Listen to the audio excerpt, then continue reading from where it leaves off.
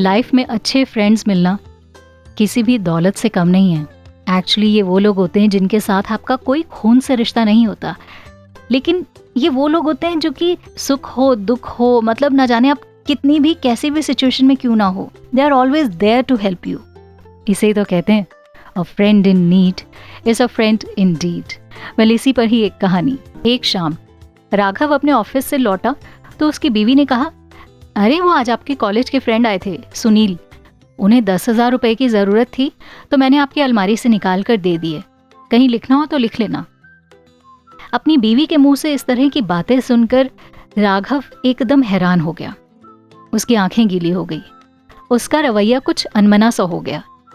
बीवी ने जब ये देखा तो पूछती है, क्या बात हो गई, मैंने कुछ गलत कर दिया क्या? दरअसल उनके सामने आपसे फ़ोन करके वो पैसों के बारे में बात करना मुझे लगा कि अच्छा नहीं लगेगा। और अब शायद आप ये सोच रहे होंगे कि इतना पैसा देने से पहले मुझसे एक बार पूछ तो लेती।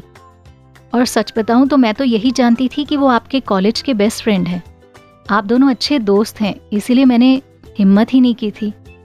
प्लीज़ अगर मुझसे कोई गलती हो गई हो मुझे माफ़ कर दीजिए। इस पर राघव अपनी बीवी को कहता है, देखो मुझे दुख इस बात का नहीं है कि तुमने मेरे दोस्त को पैसे दिए, तुमने बिल्कुल सही काम किया, तुमने अपना फ़र्ज़ निभाया, मुझे इसकी खुशी है। पर दुख तो मुझे इस बात का है कि मेरा दोस्त इतनी तंगी में है, ये मैं कैसे नहीं समझ पाया। मतलब हालत ये हो गई है कि उसे दूसरे के सामने हाथ फैलाना पड़ रहा है।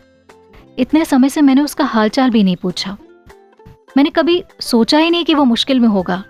कितना सेल्फिश हूं ना मैं, अपने दोस्त की मजबूरी भी नहीं समझ पाया। और जिस दोस्ती में ये लेन देन का गणित होता है ना, वो सिर्फ नाम की दोस्ती होती है, उसमें कोई अपनापन नहीं होता। हमने किसी का एक काम किया तो सामने वाला भी हमारा वही काम करेगा, ये एक्सपेक्टेशन रखना दोस्ती नहीं है।